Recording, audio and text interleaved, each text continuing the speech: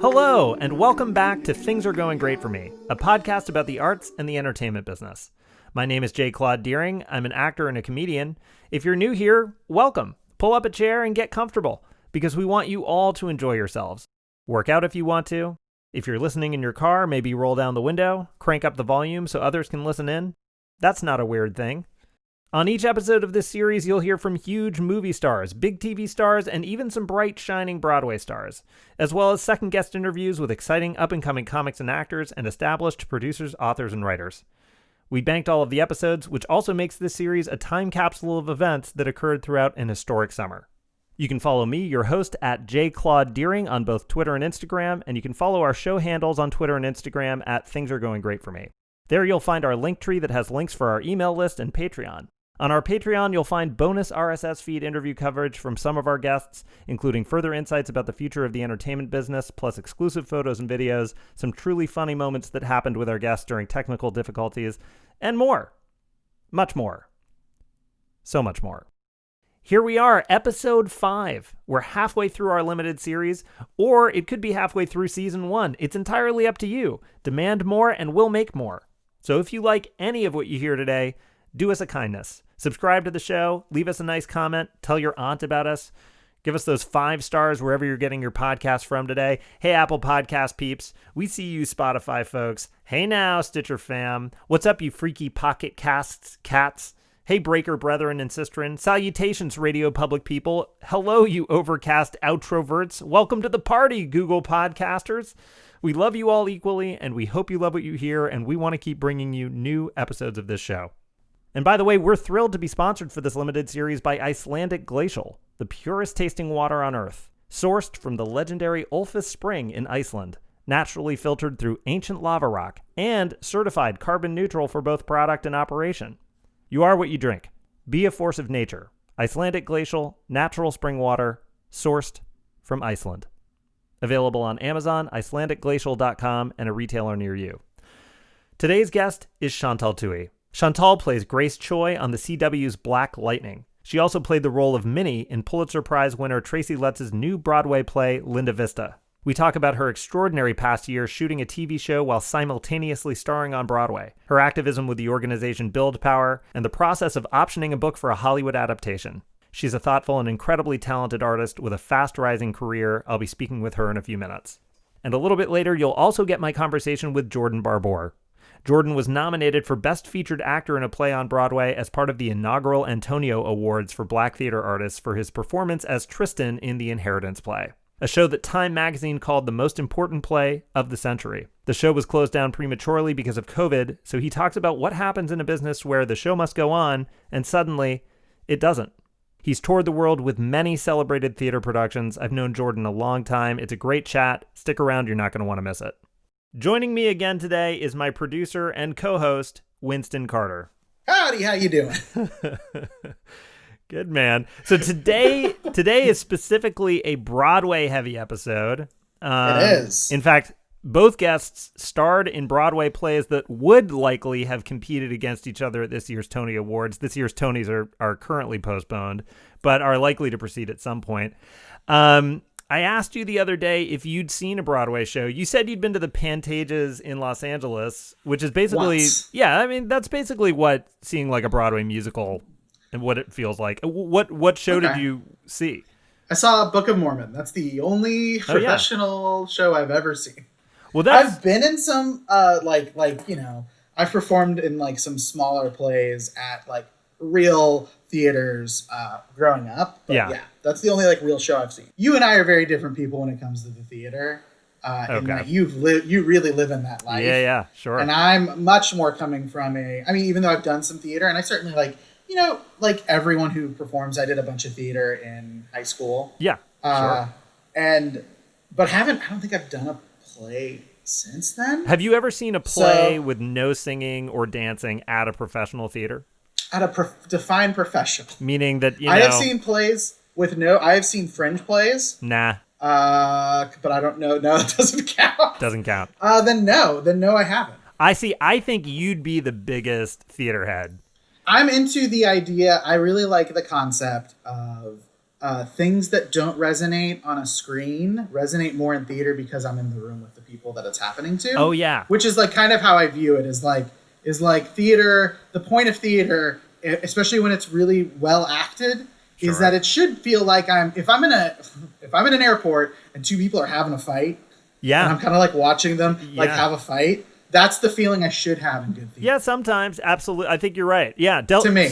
Della Saba said it really well in our episode too. If theater is bad, it's horrible. When theater is great, it's really great. Theater, it's kind of like fine art or stand-up in that it's like it's amazing what people can do with a space or with a performance.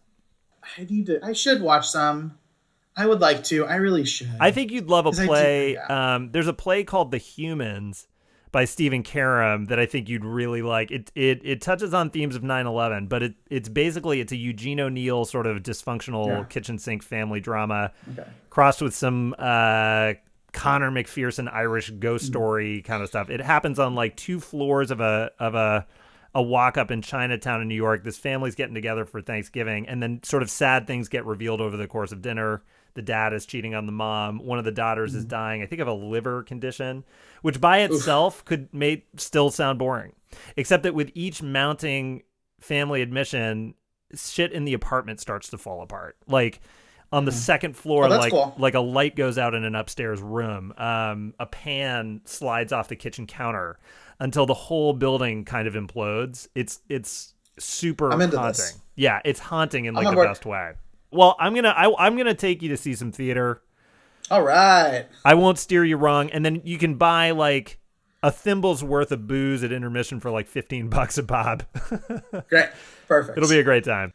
Oh, I did want to bring up because it's a Tracy Letts thing, and as a Tulsa, Oklahoman. Oh yeah. Which I believe is where Tracy's from. It has to be.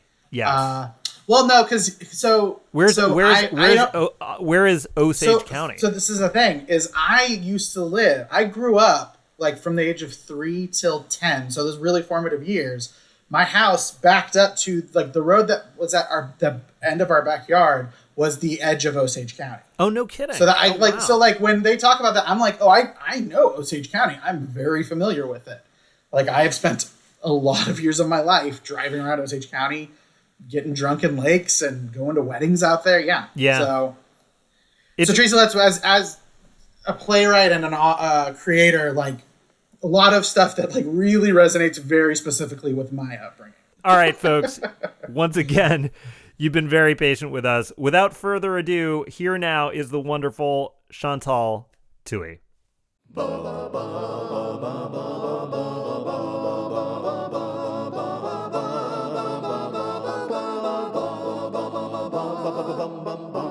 Now, so you're currently on Black Lightning on the CW. The show is groundbreaking for portraying an African-American superhero family on a major network. Mm-hmm. You play Grace Choi, a character from a DC series called The Outsiders, and because of starting a relationship with Black Lightning's daughter, Thunder, a.k.a. Anissa Pierce, played by Nafisa Williams, Grace Choi becomes a crossover character. In the comics, Grace Choi has superhuman strength and healing powers, but in your TV series, I believe she's a shapeshifter. Did I get that right? That's it. Am I right so far? Okay. Yeah. All right. I just wanted to say all that out loud just to see if I could do it. That's really exciting. And Grace Choi's relationship with Anissa Pierce is also groundbreaking for depicting a gay superhero couple on TV. Is that correct? Yeah. All very exciting. Now, the first X-Men movie came out all the way back in 2000, which felt, to me anyway, as the beginning of 2 decades of Marvel and DC conquering Hollywood. What do you think is inherently valuable in superhero stories? Are they our century's morality plays, or are they escapist wish fulfillment? You know, I didn't quite understand superhero films until late on. I'm so late into it, but my friend Nick Walker, who also went to Stella Adler, brought me to see Iron Man because he's super into comic books and comic film. And that was the first time I understood why people were into it. And then I went to watch like all the all the Batmans, and I went back and watched everything, and I think there's the reason why it's become such a popular genre, I think, is because it's feel good.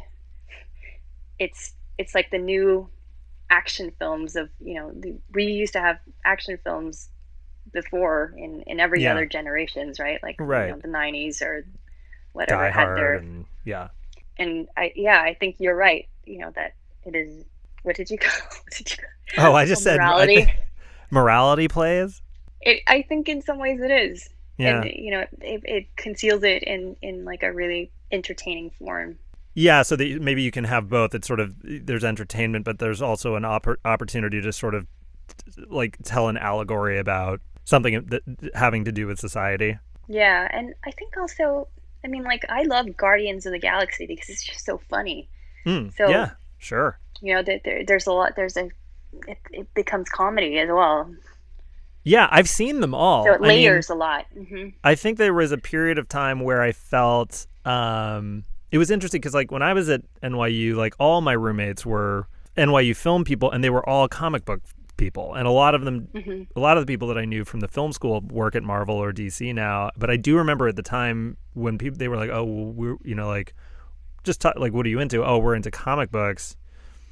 I just remember thinking like, "Oh, like, that's weird." Like, comic book? You mean those things that sit on those like racks in baseball card shops, and like or like I don't think I'd ever been to a comic book shop nobody put comics in my hands when I was growing up. I was watching a lot of movies growing up, and I guess playing video games, but not so much. And I was reading, my share. Not that I was a huge reader, but I was reading books, and I did like fantasy stuff, I guess. But did you read comic books when you were young? Yeah, we grew up with Asterix and Obelix. Beg pardon? And yeah, in French, I have. Oh, yes. I don't know how it translates. The Asteroid and right. And like Lucky Luke, and well, I mean, I'd read Archie's, and I think the comic books that I'd read were mostly in French. Right, that's right. I did too. I read Tintin, and I read. I also read Mouse. Did you ever read Mouse? No. Mouse was but it's more of a graphic novel. That I did read. That was about World War II, the Holocaust. That's a very powerful graphic novel.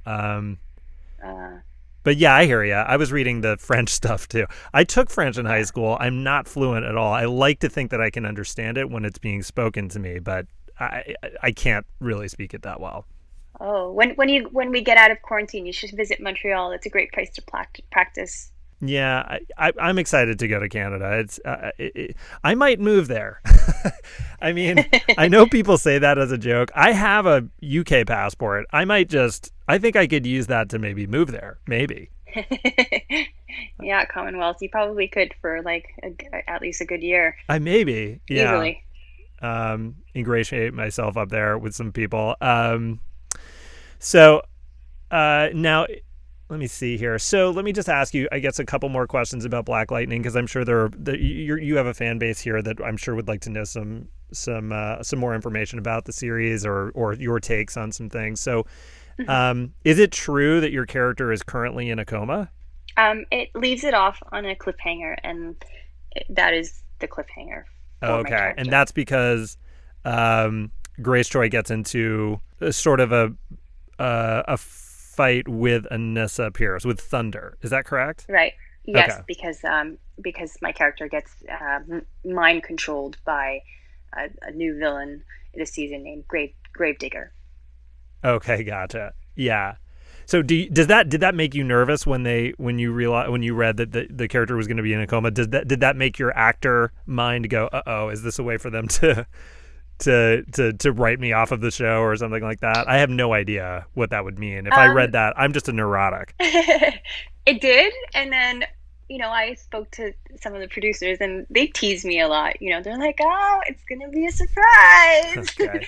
Or love doesn't come easy. Oh wow. So while they're leaving me on a cliffhanger too, I trust that I've been with them for a long time, and I love them dearly, and I just trust that things will work out.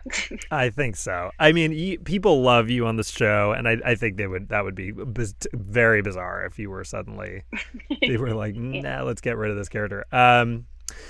And you've enjoyed your experience working on the series, I'm sure.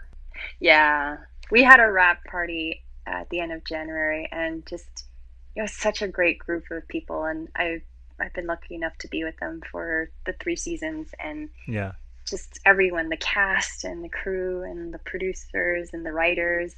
Yeah, it's it's such a nice family environment in some ways, and yeah, it's a real treat to be able to work on a production with really great people. That's so great to hear. And did you notice, because it did start, it's a CW show, but then of course it starts on Netflix. Which is worldwide. So did you notice a change in terms of your visibility once the show started to re-air on streaming services? Yeah, usually when it airs again, like I get an increase in in followers, like what happened during this quarantine. I was like, oh, people are watching Black Lightning. Yeah. So that's how I kind of know, like, oh, people are tuning in when that happens. Yeah. Now, are you also finding, is it lucrative when it starts to go on to Netflix? I'm not really sure. I haven't had a series on Netflix yet, so I don't really know if that is syndicated in the same way that a show would be syndicated on another network on television. Well, according to my residuals, I think so, but it's still, honestly, that's probably an area where I would need to find more clarity in, because it's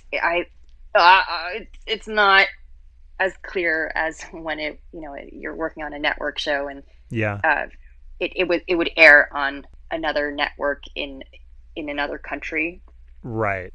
And you get a residual for that, and you're like, oh, okay. So I think so. Yeah.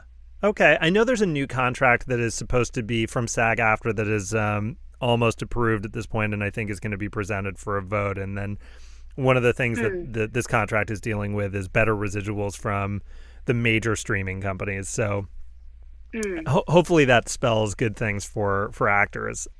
You were, I saw, along with that you were, along with many of us, you had been out protesting and demonstrating over the last 4 weeks against police violence and systemic racism. Am I right that you have recently been active with an organization called Build Power? Mm-hmm. Do you want to talk a little bit about Build Power and what the group's mission is? Perhaps we could even direct people to donate to their organization or direct them to get involved.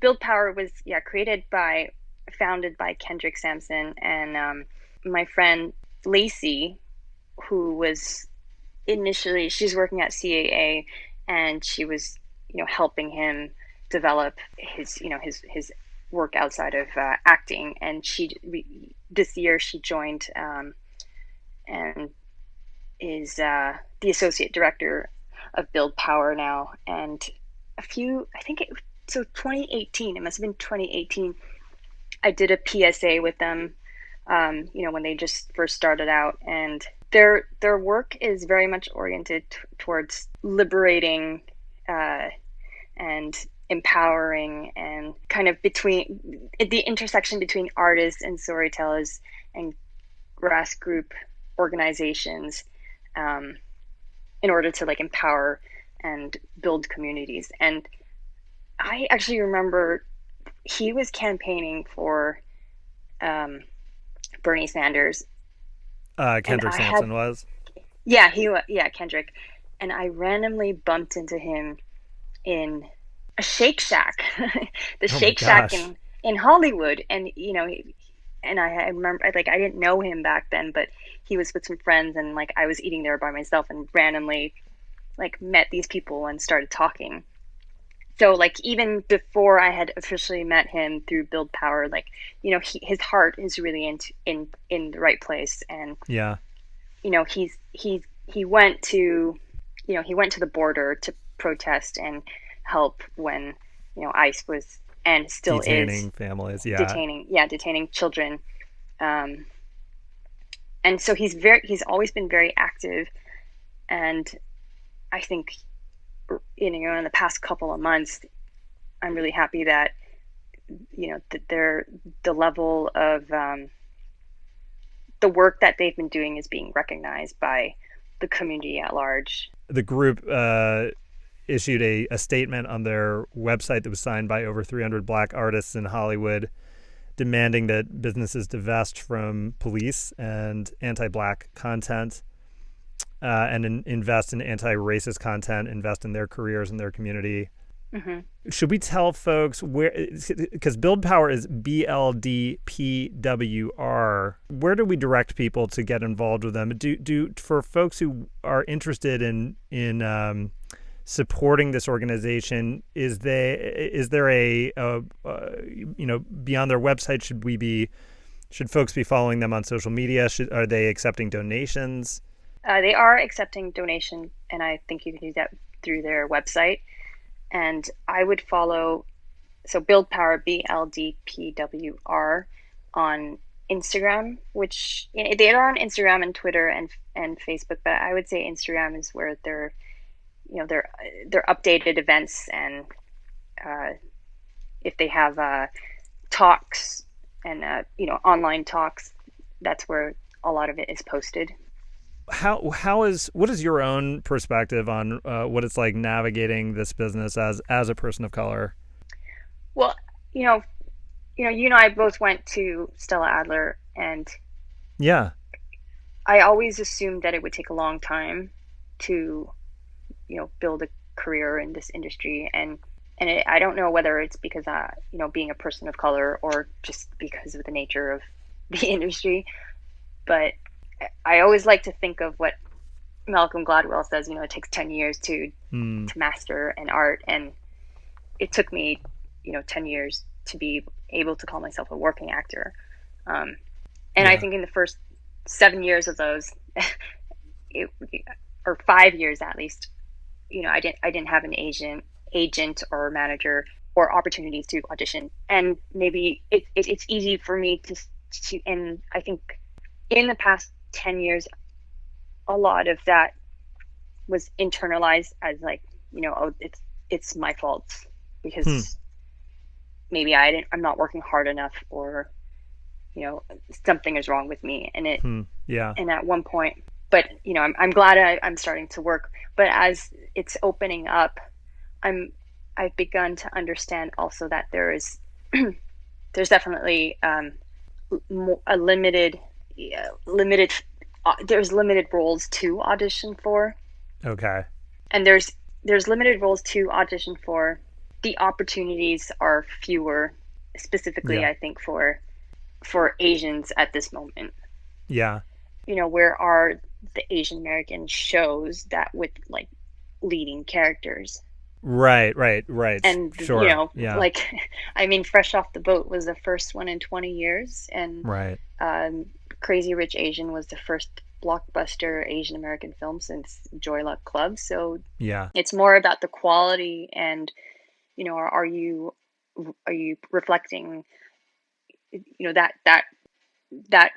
demographic in a valuable way.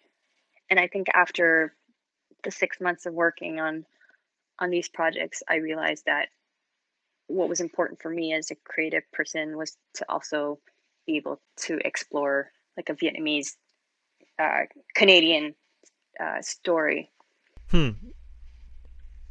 Yeah, that's great. So thinking beyond being an actor. Yeah, I wanted to ask you about that. So I did read that you have optioned a novel. Is that what you're referring to? Yeah. Do you want to talk a little bit about this book that you've optioned? Yeah, sure. I'm super excited about it. It's been such a fun process to work on, and so since January, I've been taking screenwriting classes, and I've started. My friend Andy and I started a writing group, which we're finishing up our third cycle of it, where we write for 21 days, and then we get together on Zoom for a feedback session. Yeah. So I've been writing pretty consistently since January. And so this is a book that I optioned in 2018 before everything got busy. And I was attracted to it because there's many elements that I can relate to.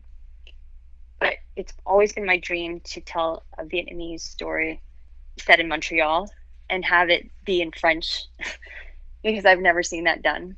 Yeah, and you speak French, is that right? I do, yeah. So this is a novel. It's been a dream to work in French.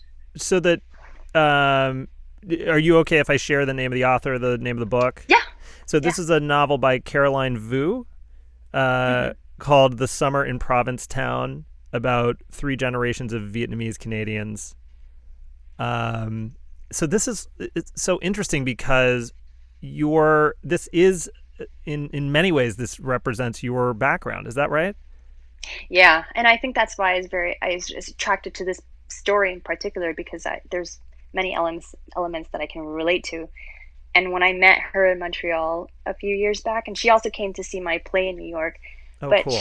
She's just so honest and vulgar, and she's just, the way she is just straight up, she doesn't hide secrets. So the book is basically, based a lot on her real life story, and the honesty in it is shocking for me. Oh wow, that sounds really exciting. Now this is what I would consider like final boss level acting career stuff, is like optioning a book and, writing it, adapting it, producing it.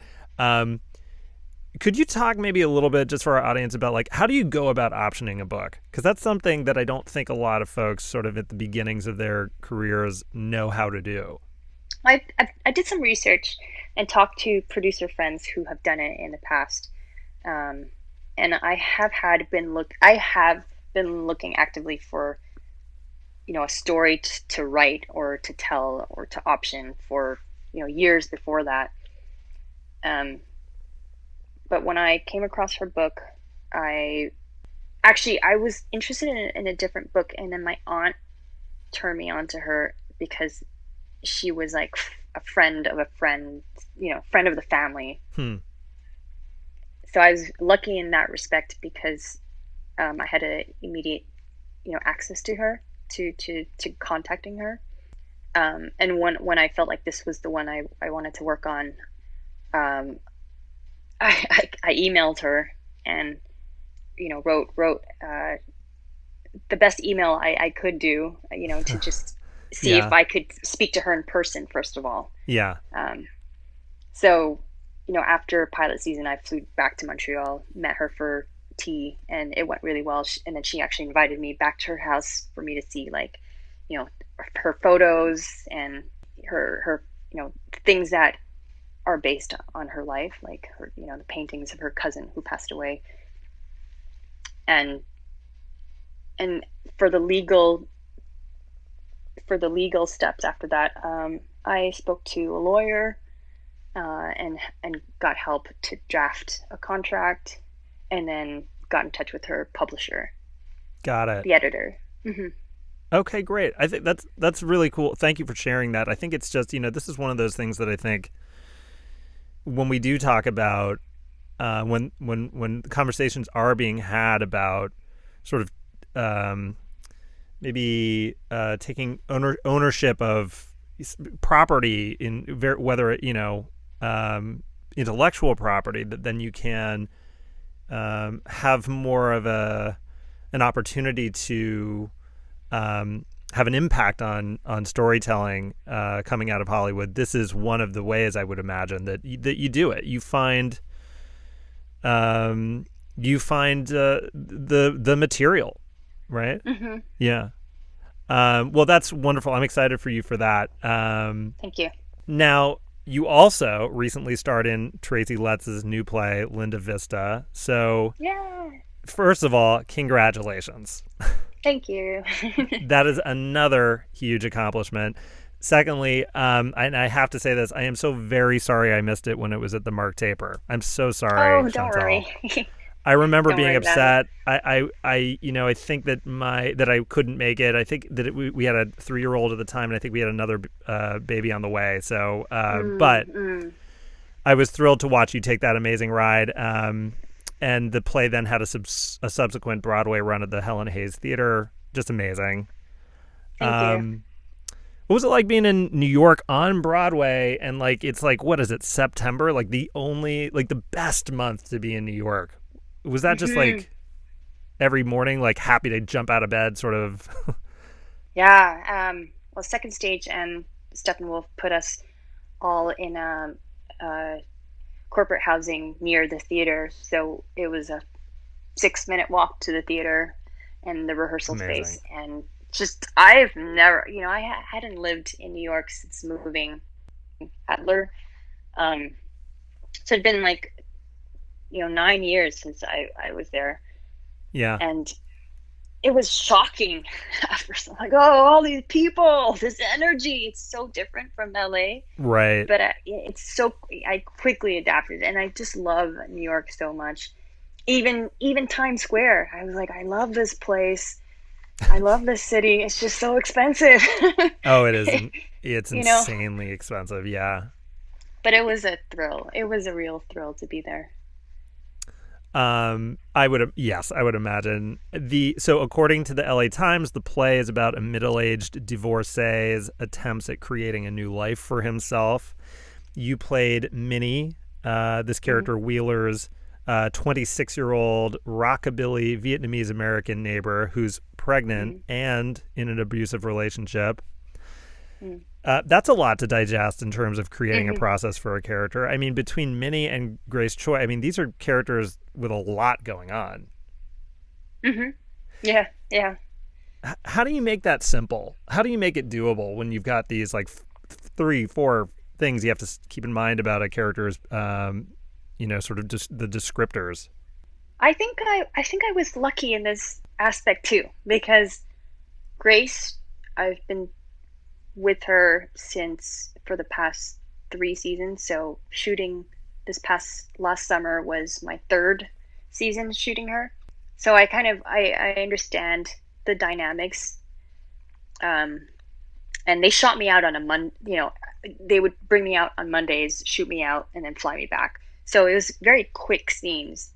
Are you saying that you were actually doing double duty with the play and the show at the same time? Oh yeah. I was shooting on Mondays, oh my God. and then I would do the 8 shows a week from Tuesday to Sunday. Yeah.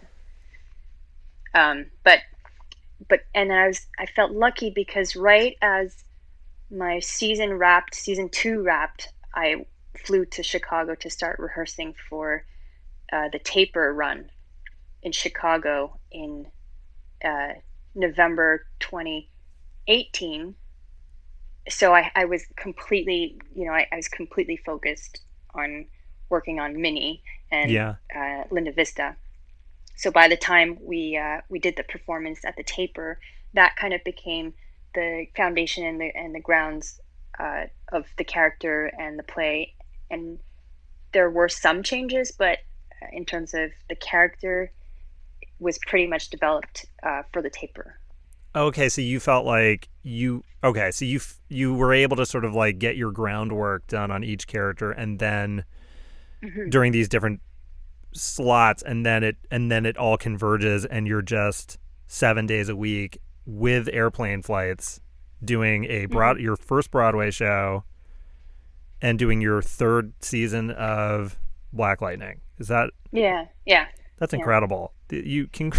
Congratulations again on. That's an incredible achievement, Chantal. Yeah, I definitely never saw that in my future, but I'm very grateful. Do you get to a point where you're like, I want this to be my career all the time, or do you feel? I mean, I know you were talking about earlier, like it was nice to sort of around January, like things slowed down for a minute, and of course we all need breaks. But would you prefer your career to be busy like that most of the time, or was that? In retrospect, like how did that all feel in retrospect? Just exciting and happy to be working? I think it was definitely exhausting towards the end of it. And it was hard to not be able to see my family, especially because I wasn't able to go back for any of the holidays I normally would. But I think what is nice about being an actor is I do also have a lot of breaks in between work, like right now where I can afford time to spare to be with my family. So, I think the scheduling is the harder aspect of it, but because the work itself is so fulfilling, it's something I'm willing to it's it's the sacrifice you have to make. Yeah. Yeah, of course. Um, so could you talk a little bit about your experience auditioning for the play? Yeah. There was a first iteration of the play at the Steppenwolf Theater that I auditioned for in 2017. And I got to the final rounds of callbacks, and I didn't get the part, but they recast the role for LA and New York. And when I went back for the final rounds of callbacks for the LA run, that was the first time I met Tracy. And Dexter, who's a director, I met him again, and he's always been a very warm presence. And, he remembered me and I remembered him. But I don't know. I guess in that the final rounds of callbacks, they flew us to Chicago for that one. And I think it was just 3 of us. But I had for this round, I almost didn't go to audition for the part because I was shooting in Atlanta, and I would have, I'm like, oh, do I want to fly back to LA for this theater audition that I didn't get once? Like, ape, Wow. Like, I wasn't going to go, but then I got wrapped. They wrapped me, a day early. So I was able to fly out Friday and then make the audition on Monday.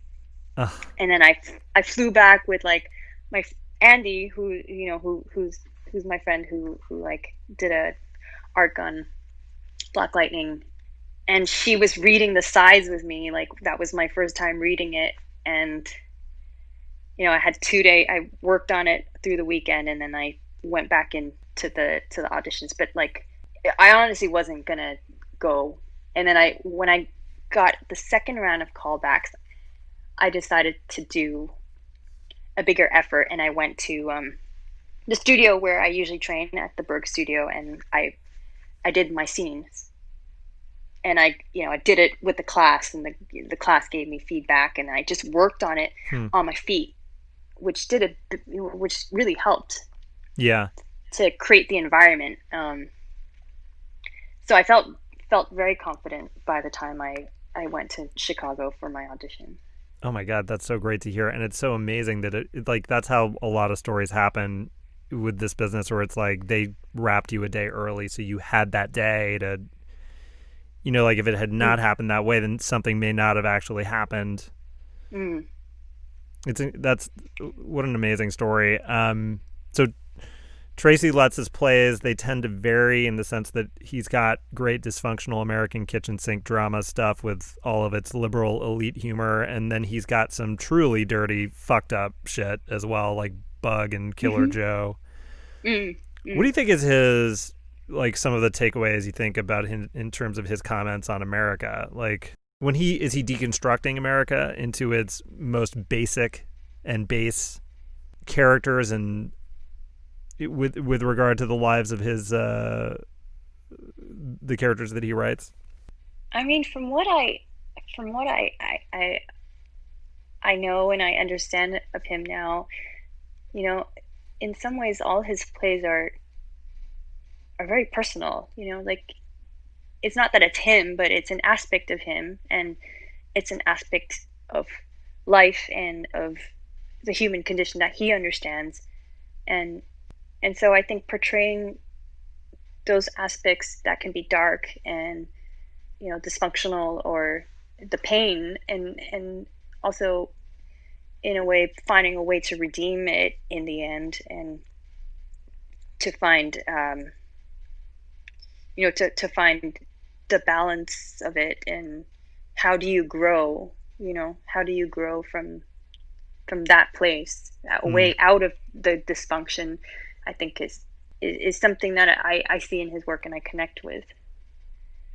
Okay, got it. Yeah, and I think that, one of the things I think I had read about this character Wheeler is that he's sort of a 50-plus-year-old straight white dude. Is he supposed? Do you think he's supposed to be in some way like a surrogate for the playwright himself, or? I think what he says about it in interviews a lot, and when he talks about it, is that it's a version of him a version of his life that could have been his life if he had made different decisions. Okay.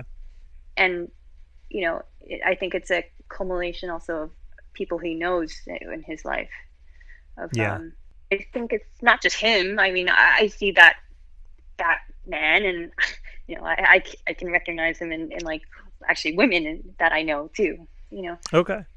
Yeah, I think he has a monologue at some point, the character Wheeler, talking a little bit about like how old he is and that he's not going to change, even though he knows that he's kind of an ugly and like unlikable person. Do you think do you think how rare is it, do you think, for somebody over the age of, I guess, 50? Is that a thing where it's like or I guess I should say, like, do you believe that people can change after a certain age? Or do you think that part of the comment here was that it just takes an incredible amount of will for somebody who is so ingrained in a sort of a way of thinking about life and about people in terms of their empathy and things like that for people to change? What do you think?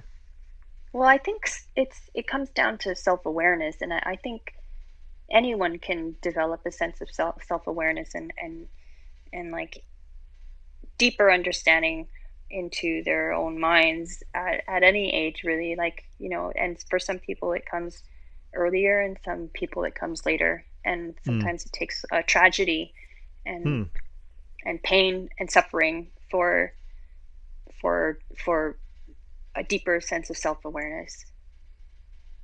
Yeah, totally. Yeah. Now, we should note at this point also that there was recently a collective formed of Black, Indigenous, and people of color theater makers who crafted a strong testimonial letter entitled Dear White American Theater, which was also signed by over 300 BIPOC artists. This went around on social media to address the scope and pervasiveness of anti-Blackness and racism in the American theater. You were performing in Linda Vista with members of, as you said, the Steppenwolf Theater Company, perhaps one of the most famous theater companies in America. Do you think that Steppenwolf has some work to do on this front? I mean, I think all theater companies do. And when I look at Steppenwolf, I'm like, do they have an Asian member? do they have any? Yeah.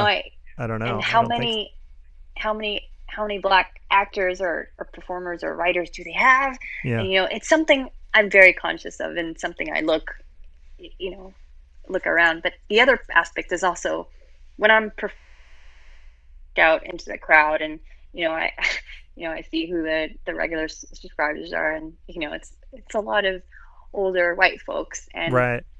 That's sort of the landscape of theater right now, and that's something I feel is important to like hopefully change as well, to make theater more accessible for communities at large, because it's expensive.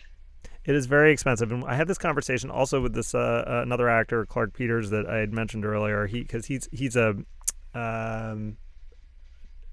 multiple Olivier Award winner and Tony nominee. And we were talking a little bit about something you were talking about, accessibility in terms of the audience makeup. Who are the people going out to see the theater? And we talked a little bit about like maybe moving these theaters outside of the center of a major American city and put it sort of, almost the way that they do with sports stadiums, like put them outside of the most expensive real estate, so that maybe they can bring ticket prices down, because ticket prices seem to be one of the barriers that are in terms of this conversation about inclusivity. It's also a conversation about representation in terms of board members and playwrights and actors. What do you think about that? Do you think that's a possible idea? Is to, with Times Square, like when this quarantine is over, Broadway's going to be dark into 2021. Should they go back to those Broadway houses, or should we be starting over somewhere else? I mean, I think that's a hard thing for me to comment on, because I think the logistic of, rental prices and all of that is a bit out of my scope. But definitely it sounds like it could be a solution for how to create more community engagement. Yeah. And I think also on the level of the theater companies and the kind of outreach they do, and, what kind of opportunities that they could create for different communities. Yeah. It was was it a 3-hour play at the when it was at the Taper, the Linda Vista? I think it ended up being 2 hours and like 46 minutes. Man. Did you and you're doing 8 shows a week. How many months did the show run when it was I guess on Broadway? I think about 3 months. So what do you do to keep your endurance up? Do you have daily routines or rituals? I sleep. Okay. So anytime you're not in the theater, you're not going out and enjoying like restaurants in New York City. You're like back at the room. I think because of not having that Monday off, it was the weeks where I had a Monday off were very exciting for me, and I would spend that day, going, visiting friends. Yeah, definitely seeing friends or family in New York, and going to eat. But I think the days where I didn't have that Monday off, I definitely just try and rest and just conserve my energy. Yeah. Did you ever panic that you ever like wake up in the middle of the night and go like, oh shit, like I got to be on Broadway tonight? I'm sure I did. I'm sure I have. I think I have a really great support system of friends and family around me that I can outreach to and call when I start to freak out. But also the cast are, everyone's super supportive. And I think there's a sense where you can be completely exhausted and have no energy, but the minute you step onto the stage, something happens. You get carried by the scene, or you get carried by the energy of the audience, which is, I think, one thing I really learned and remembered about what makes you're in a play so amazing is you get the immediate energy from your partner and from the audience. Yeah, I think so. Yeah, totally. You run on adrenaline. Every play, the nerves kick in a little bit. Yeah. Or a lot, and it's like you have to energized. It's like you're great because you have to be great, because all of a sudden it's like it's that adrenaline kicking in that just says like you have to be awesome right now. And one big lesson through that was just taking it one day at a time, or 1 hour at a time, or 1 moment or 1 minute at a time, whatever needed, just focusing on the next step and not thinking too far ahead. Yeah, that's great advice.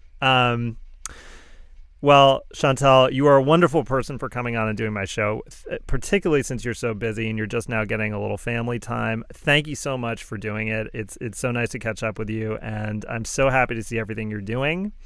I wish you continued success in addition to safety and good health. Thank you so much for inviting me. I really had a good time. Oh, great. Okay, cool. All right. Hopefully we'll talk soon. Yeah, definitely. I look forward to it. Well, there you have it. My interview with Chantal Thuy. A big thank you again to Chantal for doing it. I hope you all enjoyed it. Before we move on to our second interview today, I'm going to take another opportunity to ask you all to please subscribe to this podcast wherever you're getting your podcast from today. Melissa Fumero's episode is next week for all you Brooklyn Nine-Nine fans. Plus, we've got more incredible interviews coming up with folks like Ryder Doyle, Sarah Paxton, Christine Woods, Tembi Locke, Vinnie Chibber, and Elna Baker. If you like what you hear so far, please give us those 5-star ratings. Leave us a nice comment. We so appreciate all of your ratings, reviews, and kind words, and we want to keep bringing you these great episodes. Next up is Jordan Barbour. Jordan talks about his recent Broadway debut in the Inheritance play and the sudden closure of the show due to COVID. He also talks about working with legendary theater icon Peter Brook, his joint study program at Juilliard and Columbia University, and we chat about our summer doing theater together at the renowned Williamstown Theater Festival. He is a brilliant and hugely talented guy. Here now is me talking with my friend, Jordan.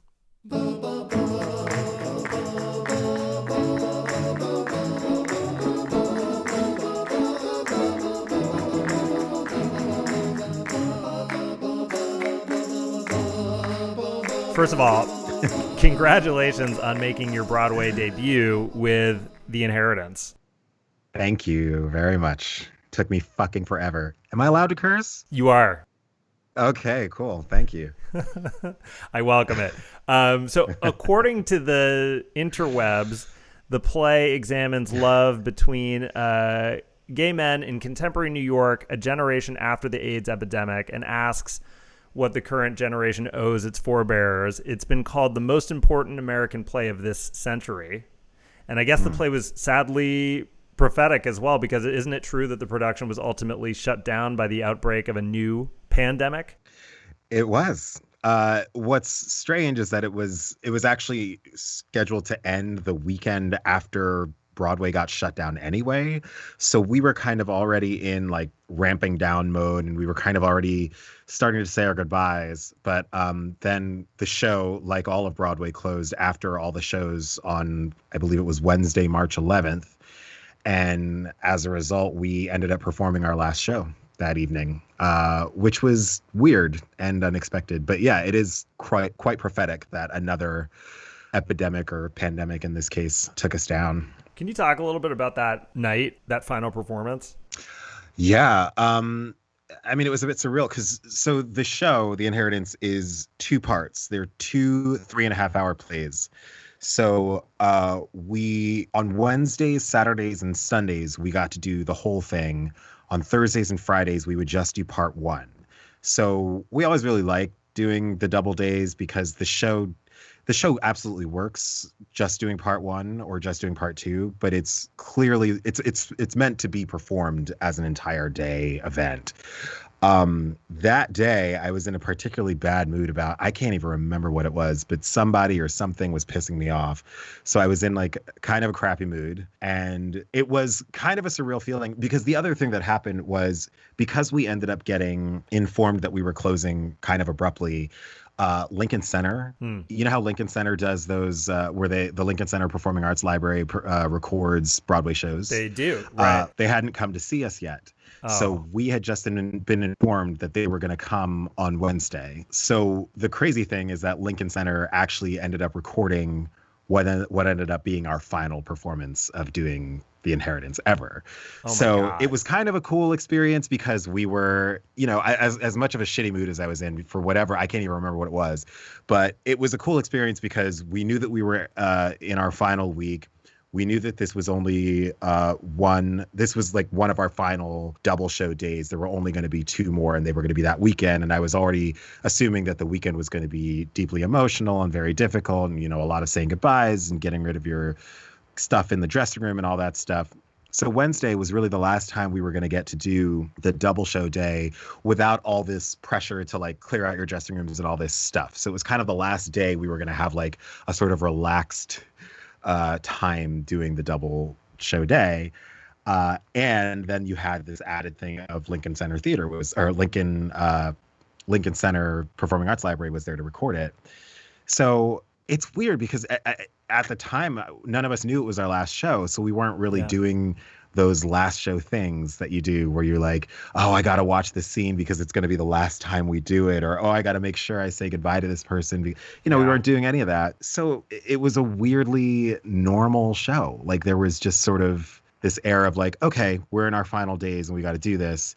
And then all of a sudden that night I was hanging out at a bar that was across the street. The first clue that I had that something big was happening was we were at that bar and they had just announced that the NBA was going to be suspended for the rest of the year. Right. That was the first major event. Yeah. Yeah. And that was the moment where because I was hanging out with some friends and we were sort of like, are they going to close Broadway? I don't think they're going to close us.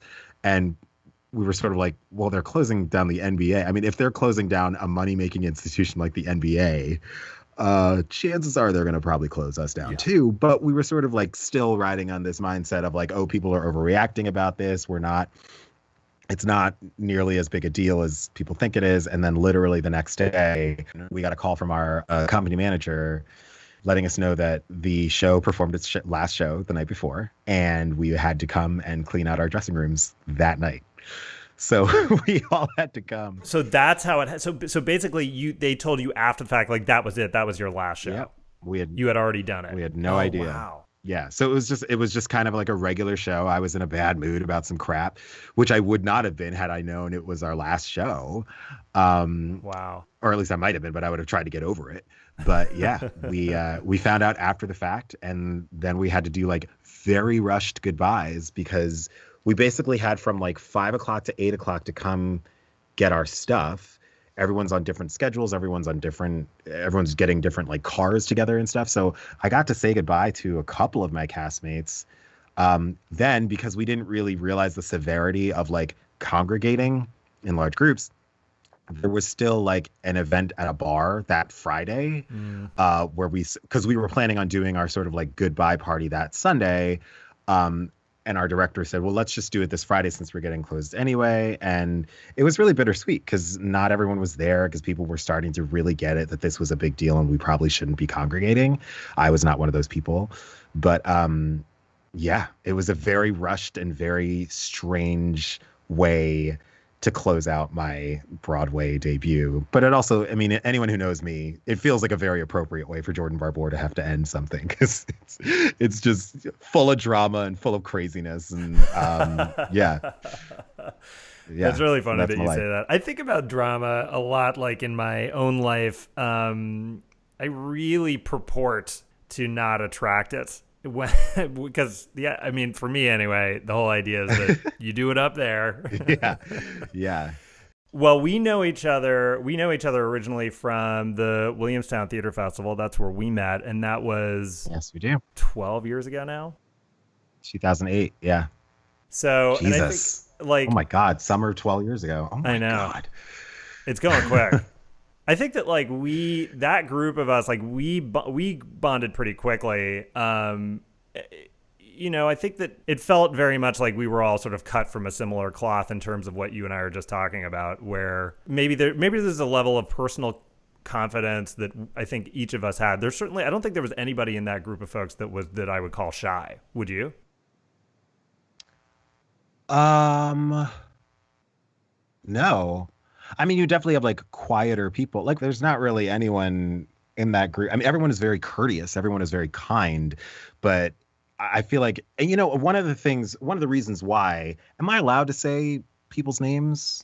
Yeah, I suppose so. Like, I mean, so I try not to say, I try to steer away from being shitty unless it's about somebody who is like so powerful and they have it coming. But great. You know. Yeah, I'm not going to talk. Nothing I'm about to say is shitty unless you know we might get to something later in the conversation. Sure. But you know, I distinctly remember, you know, our first week we had Maya Dralis, the director. Oh yeah, have do those like exercises and stuff with us, and I think so much about the dynamic of that group because honestly, still to this day, I remember that group as being particularly special and. That summer, those 10 weeks as being revelatory in how I was able to work with an ensemble and the type of work we brought at each other. You know, we didn't always get along. We certainly bickered, but like there was so much implicit trust and love there that I think we ended up doing really lovely work. And I credit Maya Dralis a lot with that. And I do too, I think it was this sort of like perfect storm of things where you had a director come in and really engage us, and you had 10 actors or however many we were who were all just appropriately open at the right time in our lives to be there doing that type of work. And so it was one of these weird situations where we just had this perfect sort of alchemy, and the 10 or 12 of us, however many it was, just sort of fell into a rhythm that was really, I can't think of anyone that I had a problem with in that group. And that is very rare for me. Yeah, it's interesting because I was at Lincoln Center doing a director's lab a few years ago, and one of the people there, I won't say who it was just because, I'm not going to say who it was, but it wasn't that horrible what they said. Some people might not think it's horrible at all. But this person who's one of the people in charge there said, like, everybody is too nice today.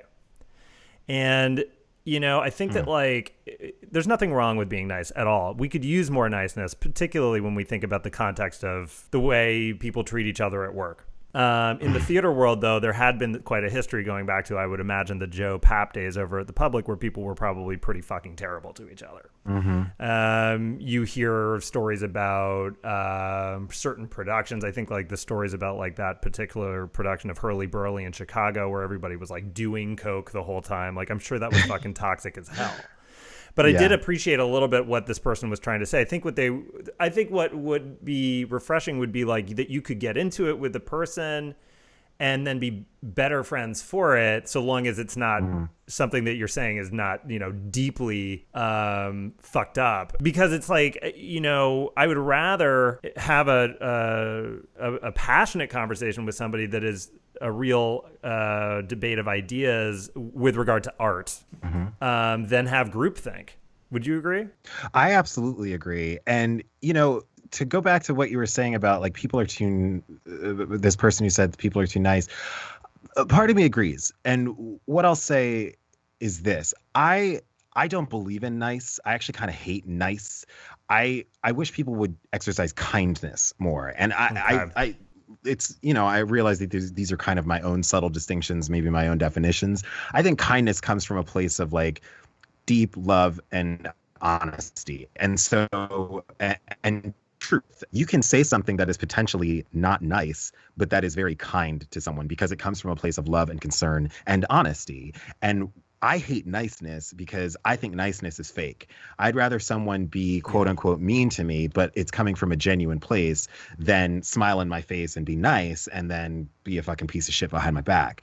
And exactly. So to in that regard, I agree with the person who said this, because I actually do think that there's a lot of bullshit in the arts right now, especially like the American theater. There's so many. I mean, what I feel like what we're seeing kind of happening online with regard to the We See You movement and the sort of the things that are happening with regard to, like, Black Lives Matter and BIPOC theater makers who are coming out of the woodworks and saying, I'm tired of getting treated this way, blah, blah, blah, is because we've had decades of niceness. We've had years and years of niceness where these, like, artistic directors or whomever will, like, say things to us and ask things of us or expect things of us. And it's not coming from a place of kindness. It's coming from a place of selfishness, but it's being masqueraded by this veneer of niceness. And it's bullshit. And I think that it's exactly also what you were talking about why we get along so well, which is, I think that veneer of bullshit is something that you and I both lack. And I would say maybe if people don't understand us, it's because we're not necessarily, like, nice people. That doesn't mean we're mean, but I think that underneath it all is kindness. And what that gets at is people being honest with each other. I mean, I think when we were becoming friends, there's probably a couple things that we, like, maybe butted heads on or didn't see eye to eye on. But, like, I think underneath it, what the connective tissue for both of us was the fact that, like, I actually could see in you that there was, like, a genuinely kind person in there. And I hope that you saw that in me. Absolutely. So, yeah, I mean, I think that's the reckoning that's sort of happening in the arts right now, is that people are just tired of seeing, I'll speak for myself. I'm tired of seeing white people be nice. All people, it's not just white people. It's just white people who's getting called out right now. But, like, I'm tired of seeing people be nice. We're in the arts. We're supposed to hold up a mirror to society, or whatever the fucking saying is. Let's fucking get real. And we can care for each other. We can take care of each other. But let's be real. And I also think that's what that group in 2008 at Williamstown Theater Festival was. That's one of the things that's one of the reasons why we bonded so beautifully together. Yeah, absolutely. Well, it reminds me of that line also from Into the Woods, right? The song, the witch sings, right? You're not good. Yes. You're just nice. You're just nice. Yeah. Yes. Absolutely. You have followed what some might consider sort of a classic old school theater actor career in the sense that you travel across the country working in regional houses, doing theater all the way from Pasadena to Alabama to Oregon to Anchorage, right? To Juneau. To Alaska. Juneau, Alaska. So I'm glad to hear that you say that summer was important to you. It was very important to me too. But I did want to ask you about this. So what was it about the so-called journeyman actor career that was interesting to you? Well, Broadway wasn't calling, so I kind of had to go where the work was. Okay. Now, why wasn't Broadway? Why, because now you did a very impressive joint BA program at both Juilliard as a singing major, as I recall, and then you were also enrolled at Columbia University. Am I right? Yes. Let me clarify it. So the program is oh God, it's so fucking complicated. Basically, when I applied, you have to apply to both schools separately. I applied for vocal performance at Juilliard, and I applied for liberal arts at Columbia. You get into one school and you do your primary work there while you're also so for me, I did my primary work at Columbia while I was studying voice with a professor named David Clatworthy at Juilliard. The idea was to do that for 3 years while I was basically completing the coursework that you're supposed to complete in 4 years at Columbia. I was trying to complete in 3 years while also studying Juilliard, while also trying to have a life and trying to experience the college experience. Oh my By God. the time I got to my sophomore year, I was completely fucking burned out and I was miserable and I wasn't enjoying college. I wasn't having a good time. So I basically decided, you know what, I'm just going to do my vocal performance studying at Juilliard, just focus on getting my degree from Columbia.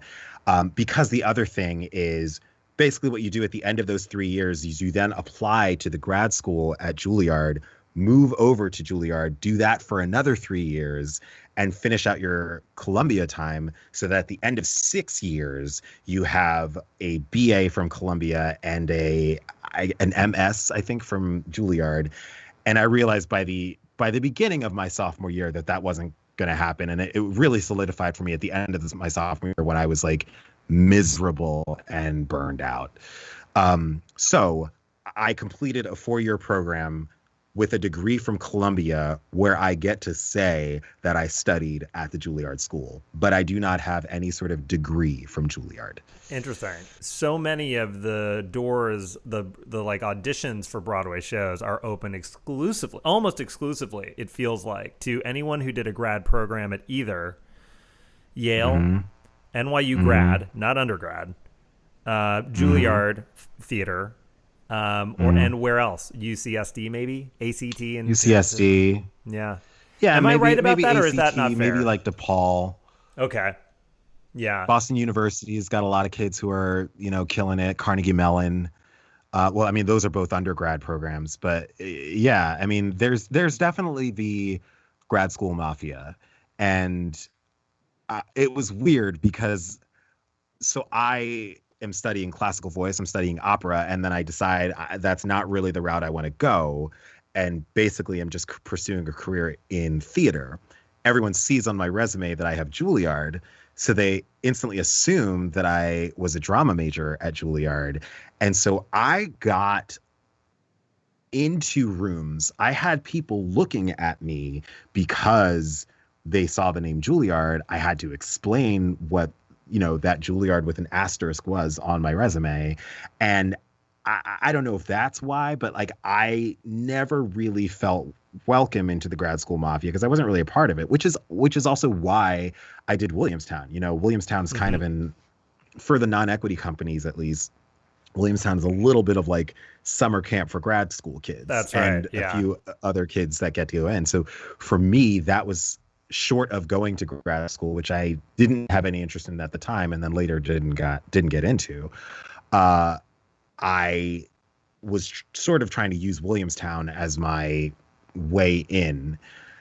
That didn't really pan out either. So I sort of just had to I sort of had to pound the pavement like anyone else who didn't have a grad degree.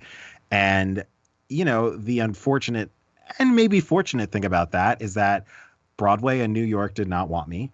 And I had to either use that as proof that I was a shitty actor and should probably quit this, or say, fuck it, there's a bigger world of theater out there.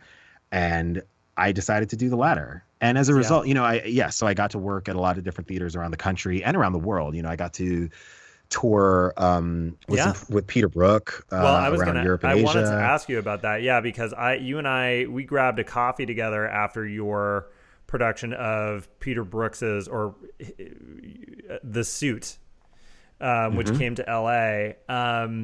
That's great. Yeah, yes. You toured North America, Europe, Asia, and Australia with that show. My God. Yeah. It was a phenomenal show. Well, with that show, actually, I went to Australia with another play called The Shipment. That was by Young Jean Lee. And that show toured around Europe, and I went to the Sydney Opera House with that show. Oh, got it. Okay. The Suit was when I had to move to Europe for basically 4 months. And we traveled around Europe and Asia for those 4 months. And then we came and toured stateside, and we toured around the States for 4 months. And one of those stops was LA. And that's when we saw each other. Can you talk a little bit about who Peter Brook is for folks who don't know? And then it's my understanding that I did read that you had a really tricky or strenuous audition for that show. Mm-hmm. Yeah. So basically, Peter Brook is one of the sort of modern legends of the American, well, not the American theater, but of world theater. And he made a name for himself in a big way with productions like Marat-Sade. Is that right? Yeah, Marat-Sade right. And the Mahabharata. And I would say the sort of latter, he was really well known for reinterpreting Shakespeare classics. So he had a really famous production of Midsummer Night's Dream that used sort of acrobatics. He took texts that were considered to be like epic or considered to be like unproducible for the theater, and he produced them. And as a result, he ended up developing his own sort of style of theater making. He developed his own sort of style of acting.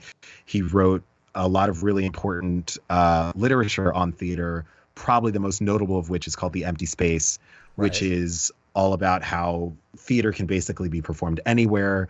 Theater is not dependent upon this box that has seats in it. Theater is a state of mind almost. So he ended up becoming sort of I don't want to say a cult leader, but he ended up being sort of like, he ended up having his own sort of strain of theater making and theater fellowship that developed a big following, and that while not necessarily like, I don't know that I would call him like a mainstream theater success, but like whatever that means, he is like a world renowned theater artist that is, he can pretty much take any show he wants to maybe any city in the world and get it produced, which is incredible. My audition process for that show was intense. So basically, I was at the Alabama Shakespeare Festival doing, I was doing their rep season in 2013, I think. And while I was there, a friend of mine that I had just done a workshop of this weird Hamlet thing that she was doing. She actually trained at Lecoq, the Lecoq School in Paris.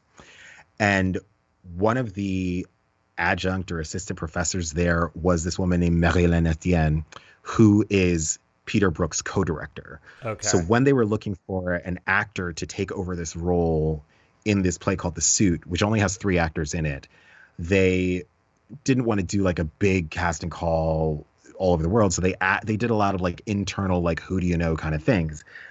It ended up just being one of those like serendipitous things where my friend that I had just worked with ended up passing my name off to this professor that she had worked with at Lecoq, who ended up passing my name to Marie-Hélène Etienne.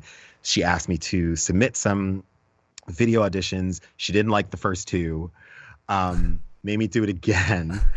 That's incredible that like you could hear like, nah, they didn't like that, without the next thing being they're gonna pass. I mean, that's such the right. part of the culture, I think, in Hollywood is this idea, like the smallest thing that may not be the right whatever, it's like they're passing. That's it. They won't ever consider you again for this. Yeah, and you know the different and interesting and cool thing about working with that company was because they were very difficult, and I loved my time. I'm so happy that I got to do that tour, but I'd be lying if I said that tour wasn't incredibly difficult, and a lot of it has to do with like the big personality that was Marie-Hélène Essienne. Peter was fucking brilliant, and I loved working with Peter. He was tough too. But what I realized after working with them is they're tough on you because once they see that you're an artist that they like, they are going to go for it. It's not that same mentality like in America. I can only really speak to the New York theater scene, but like that sort of, and again, this kind of goes back to like the nice versus kind thing. Right. Where you're dealing with all these theater artists and producers who will smile in your face and just say we don't want you without like necessarily saying like why, without necessarily, you know. And I realize that the way the industry is set up, it's not really set up to do that, but for an actor it can be horribly demoralizing, and you go to these auditions over and over and over and nobody's giving you feedback, and you're being smiled at, you're being told that you're a good actor, but then nobody's fucking casting you. And what was weirdly refreshing with Peter and Marie-Hélène was that they didn't like my auditions, but clearly they saw something in me that they wanted to work with and wanted to weed out, which is why they asked me to keep submitting stuff over and over. Finally, they got a version of the song and the scene and the monologue that they wanted me to do that they liked. And I got flown out to Paris. It worked out well because I was seeing a guy who actually lived in Barcelona at the time. My life was really weird in the early 2010s. Yeah, my life was super weird in the early 2010s. But I was seeing a guy in Barcelona, and after my contract at Alabama was up, I was going to visit him anyway. They would have flown me from New York, but it ended up working out great for them because they could just fly me from Barcelona to Paris. Oh, wow. Wow. Yeah. So I flew to Paris, went in, and I'm thinking it's going to be not a casting call, but I'm thinking it's going to be like other guys there, you know. Dude, it was just me and one other dude, and he was auditioning for the other role that they were recasting. So it was basically, it was one of those things where it's like, if you fuck this up, it's completely on you, because like there's no one else that they're seeing right now for this role. It's just me. So it was surreal because, like I was saying, the way they work is very intense. And I'm coming from like my little American theater, you know, everyone's kind to each other, everyone's nice to each other and blah, blah, blah. And I went in there and I started doing this monologue and I started doing this and that. And they would just stop you immediately and say, nope, start again. Nope, start again. Nope. Start. And this is literally like the first time I'd ever met these people, I'd ever worked with them. And I'm walking in little old nothing, and here's fucking Peter Brook. Yeah.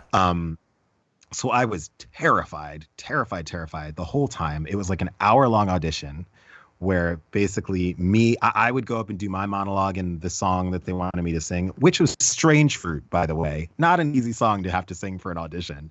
Right. And then the other guy would do his stuff, and they would do the same thing to him. And then Peter and Marie-Hélène basically asked us to leave, and they wanted to talk to the producers. And then the producers ended up taking me and this other actor to lunch.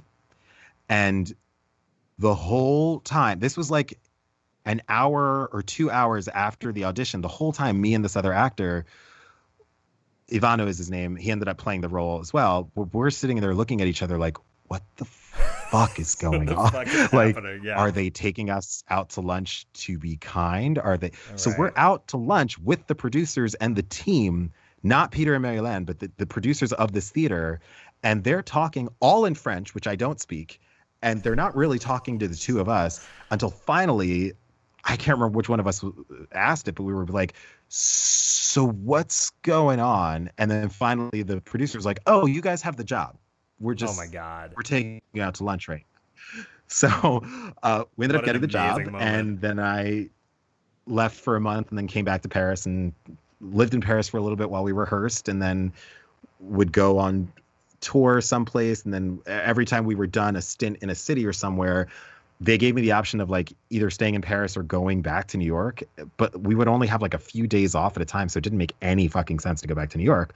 So I would just like stay in Paris or see if they could fly me to London where I had friends, or see if they would fly me to any other city.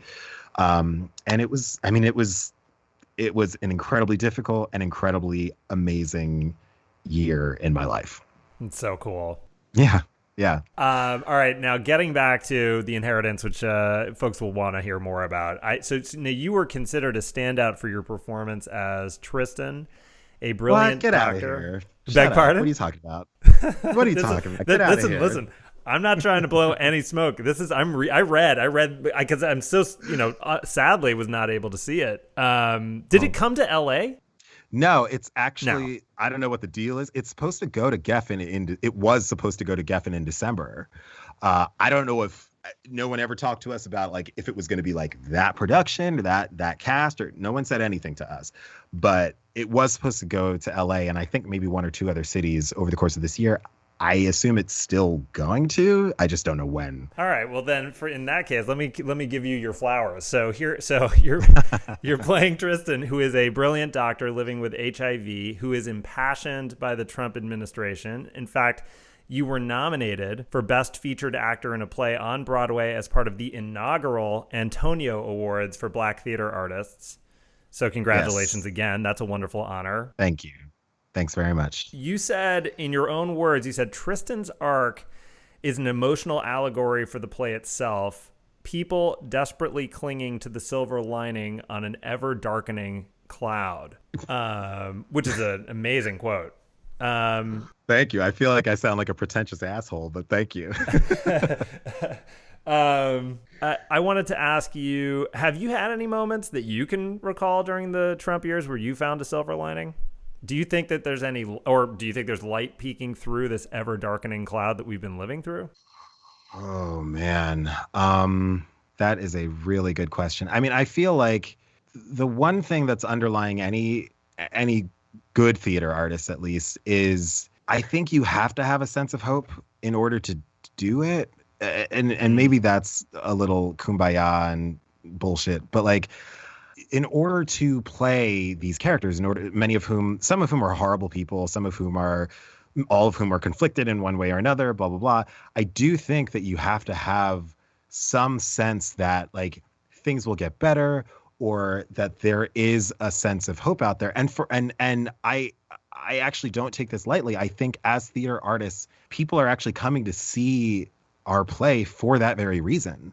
So I think if we're bereft of hope, there's no way that the audience is going to take anything from what we're saying and doing.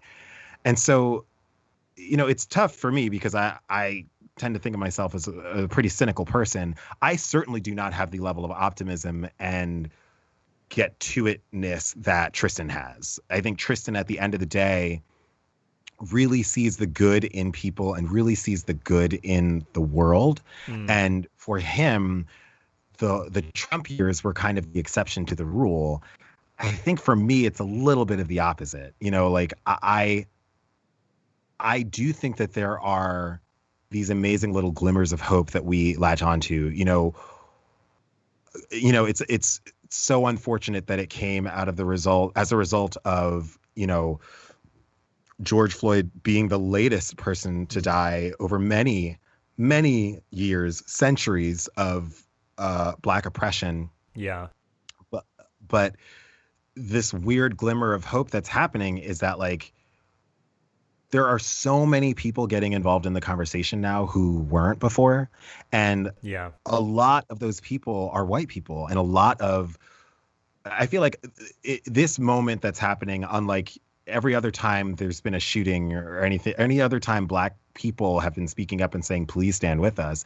This time there has been kind of a concerted effort I've seen among like white allies and white friends to say like, you know what, Black people can't do this for us anymore. We actually have to pick this up and take this. So as far as like seeing glimmers of hope in the Trump years, it's things like that. It's moments like that, which sadly have been few and far between. Yeah. But there are, there are those glimmers. There are those things where you see like, okay, humanity is not a completely lost cause. And now you juxtapose that with the fact that people are considering it defying their American constitutional rights to be asked to wear a fucking mask, and that kind of kills any sense of hope that you have. But at the end of the day, you are reminded that there are good things and good people out there, and it's that. And I, in a lot of ways, I credit playing Tristan with keeping me balanced and keeping me buoyed, because that character was telling Jordan, hey, you know how you usually get like pissed or sad about this shit? Well, this character's maybe pissed, but he's not going to get sad about it. He's going to be that like shining light. He's going to be that beacon that tries to help bring other people out of the darkness. And, you know, he's a Black, gay, HIV positive physician. The number of hurdles that this man must have gone through in his life is probably immeasurable or uncountable, unquantifiable. And, you know, seeing that his disposition and his outlook on life is still one of like positivity, and is still one of, you know, he, at the end of the day, he goes to work treating patients and living with this disease that he will not let destroy him, and living under this administration that he will not let destroy him. And there's a lot that I admire about Tristan. There's a lot I wish I could adopt as far as his qualities go, because he's able to see. I mean, that quote that I gave is exactly how I feel about him. He is this weird ray of light.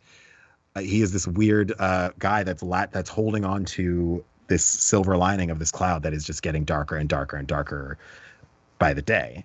That's one of the beautiful things that Matthew did, is, you know, create this world that is getting smaller and darker and sadder, but that there is this underlying core of kindness and love and hope that keeps these characters afloat. Yeah. Now, you were back in New York in time to experience the worst of the coronavirus in the world, maybe. So I was in New York at the start of it. Did you get out? I did get out. My friend and roommate, Randy, has a home that he recently purchased upstate in New York. It ended up being like kind of perfect timing. And it's a 2-bedroom. He was like, I'm going to basically be hiding out there. You can come. And I basically went with my boyfriend, and we kind of hid up there for like 9 or 10 weeks. So we missed the worst of it. In some ways, I feel like I have a little bit of like survivor's remorse because of that, but or survivor's guilt, I guess. But I'm ultimately really happy that I was able to get out of the city during that time, because it was, I mean, we're still in it, but it was dark and it was sad. And, you know, I just remember hearing from people that you didn't hear anything outside except for sirens for like 3 weeks straight or something. You know, it was just very dark time to be in New York. I still remember people sharing the videos of everybody applauding the essential workers, the healthcare workers, from people holding a phone outside like a skyscraper residence, and you could hear the entire city applauding. How about the process of like applying for unemployment benefits during that time? Like, did you have to do that, and how long did it take before you got a check? Girl, what a fucking nightmare. What a fucking nightmare. This is what I heard. I applied for unemployment. So I started the online process the weekend that the inheritance closed, because I was like, okay, we're, you know, at the time they were saying theater was going to come back in May or June or something. And I was like, okay, probably not. And then eventually that became like September. And I was like, you know what, let me get on this right now. So I was actually one of the early people who was like on my shit and tried, I'm sorry, I just snapped. It's probably whatever. Was like on my shit and tried to get things going. I started the process online. There was something, I guess, that I didn't fill out correctly. And they said that I needed to call. And I went online and I kept trying to finish it online. And they said, I have to call. My friend, I remember one day There was one day in particular I called unemployment. I want to say like 50 times, Oh my maybe God. more. It might have been near like 100 to be complete, because I would call, I'd get that phone drop sound, and I would call again. I'd call again. I'd call again. And the problem was, like, every 5 times you'd get through. And so you'd start getting, and it's all fucking automated, which is a nightmare because I Right. just want to speak to someone. So you'd get through them asking you your social security number to verify your name and age and date and all that stuff.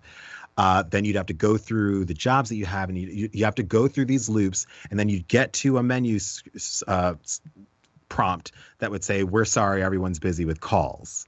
And they drop the call. Oh, and so that would God. be like call 6 or call 13. So you still have these moments of like, I can probably get through if I keep calling. So I would spend, I mean, I'm sure it's in my phone record somewhere, but like I would spend hours every day calling.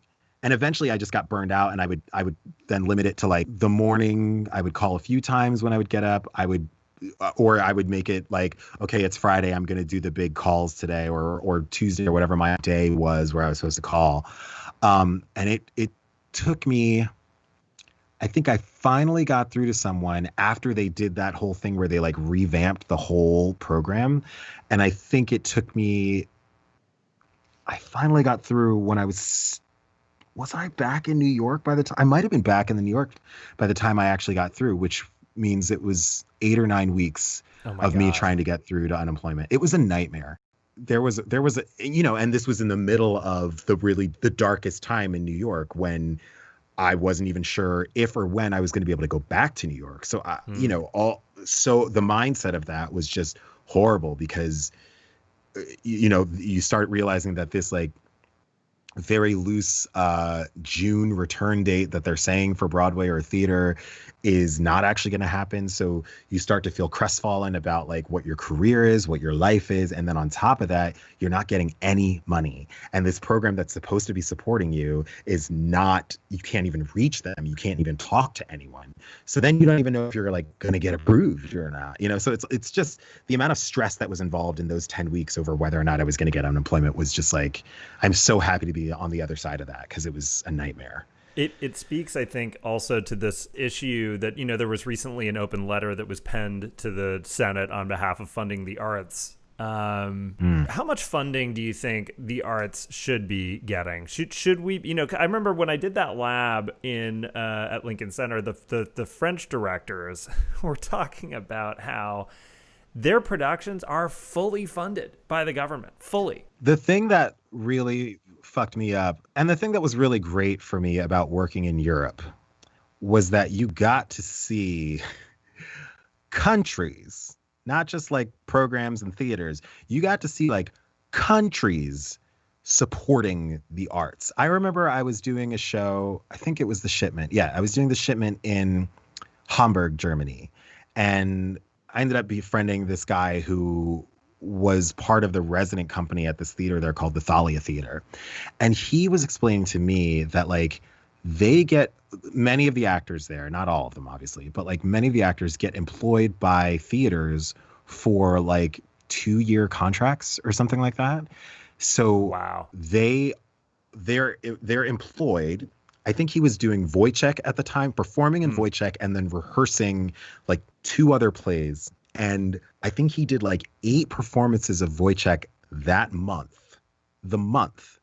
And while he wasn't performing that, because that was in rep, he would be rehearsing 2 other shows, and he knew he was gainfully employed for at least 2 years. And he was like one of the junior actors there. So, and I just remember being like, oh, dude, you're like, however old he was at the time, like 26 or 27, and you are able to live as an artist without the stress of what my next job is.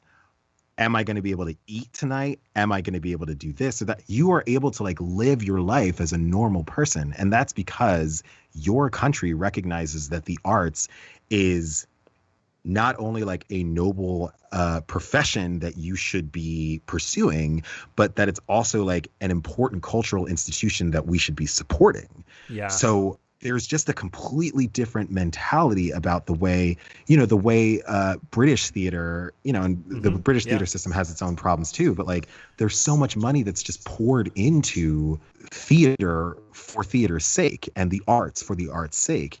And it's a tricky question to answer with regard to the American system, because like, you asked me how much money should be pouring in. I mean, it's yes, absolutely.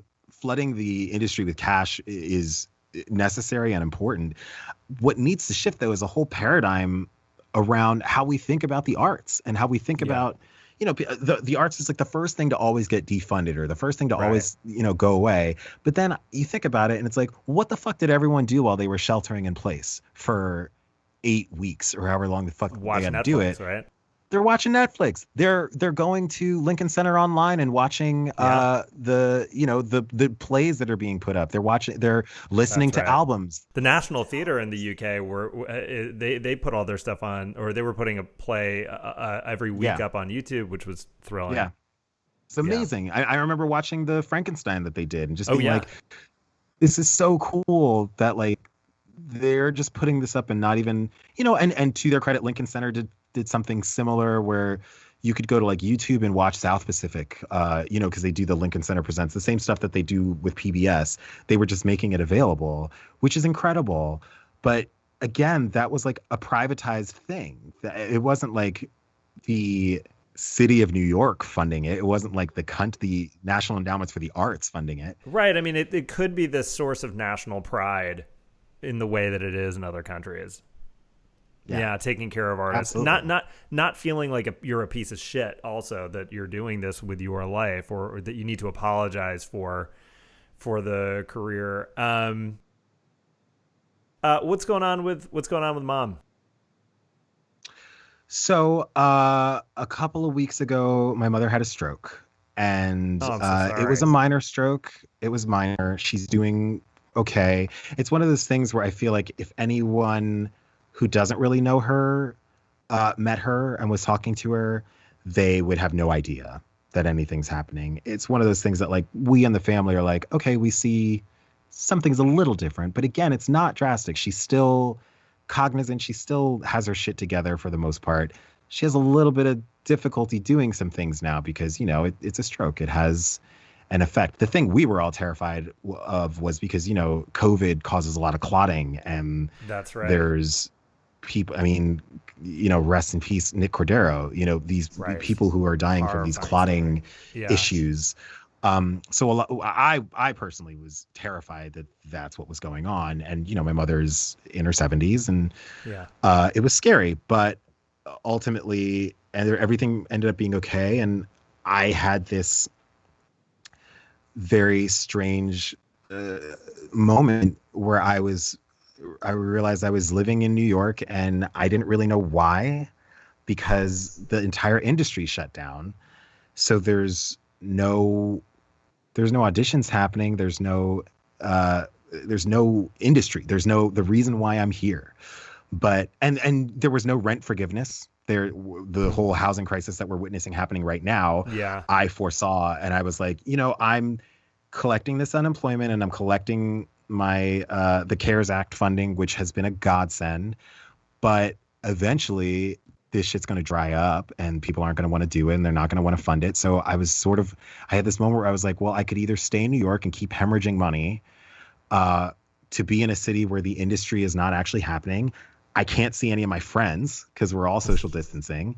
And my roommate was basically living in his house upstate, so he didn't really have a reason to keep the apartment either. So it was a really tough decision, but I ultimately decided that, my family needs help. I need to come home and help with my parents and take care of my mom. And I can still go into New York. I can stay with my boyfriend. So that's kind of what I'm doing. I'm doing half the week in New Jersey and I'm doing half the week with my boyfriend in his apartment. I still have my apartment till the end of August, but yeah, it's been a major and majorly difficult life transition in an already difficult year. And I'm one of the lucky ones. I haven't gotten COVID, knock on wood. And I've maintained my health, and my family for the most part is healthy. My friends are for the most part healthy. You know, I'm lucky, and I know what I'm going through in this very difficult year. So yeah. Well, listen, buddy, I hope that your mom makes a very speedy recovery, and I hope that she's okay. Thank you for doing this with me today. I think like you said, I think there are a lot of people doing these from their high school bedrooms right now. yeah. There absolutely are. I am, I'm very, very happy for your success. I'm excited about what you're going to do next, regardless of whether that's going to be on Broadway. Same to you, by the way. Same to you.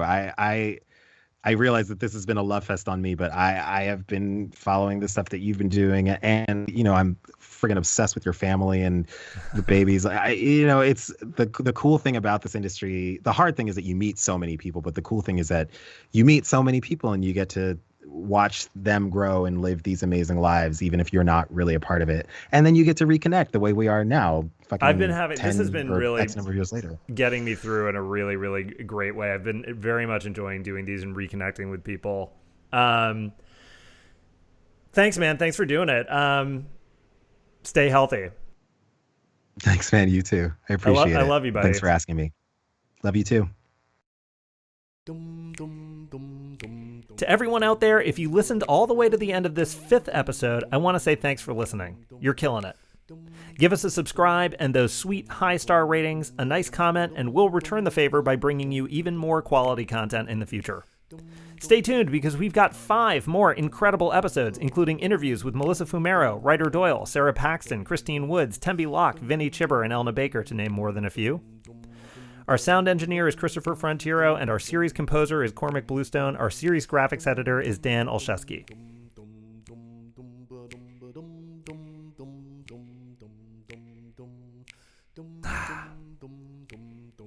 Should call someone on the East Coast, an East Coast friend that I haven't talked to in a few months. That always feels good. Pick up where you left off. How's things with you? Things with me are good. Yeah, we're older now. Yeah, we got kids. Yeah. Oh, the kids are crying right now. Okay, yep, mine are too. All right. Well, let's talk again. Let's do this more often. Yeah. All right. We'll talk next week, maybe. Okay. Yeah, maybe. Yeah, all right. Okay. Hey, love to what's your wife's name? Okay, your oldest, what's their name? Okay. Okay, great. I love you, man. Thanks for listening. See you next time.